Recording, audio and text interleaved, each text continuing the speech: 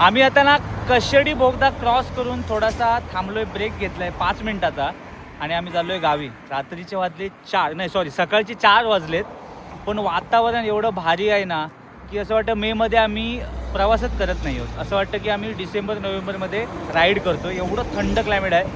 म्हणून मी तर सगळ्यात बेस्ट बोलेल ना, ज्यांना झोपेवर कंट्रोल आहे त्यांनी ना रात्रीचा प्रवास करा, सगळ्यात बेस्ट आहे. रात्री मस्तपैकी जेवून वगैरे निघा, 11 11:30 वाजता प्रवास मस्त होतो.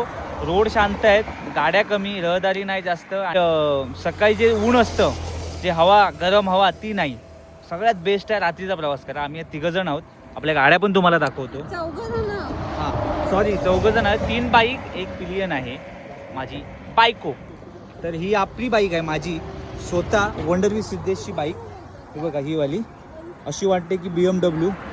आणि इकडे मंदार पण आहे, मंदारचे R15. आणि इकडे मिस्टर सावंत आलेत, मिस्टर अँडी सावंत खूप दिवसानंतर. आणि त्यांची विस्ट्रोम आहे. आता बघा हा आपला बोगदा आहे, कशेडी बोगदा.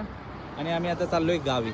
मला वाटतं चहा प्यायला नाही, थोडासा लेट जाऊ, पण मी रिलॅक्समध्ये चाललोय, मस्त मजा घेत घेत चाललोय हायवेची.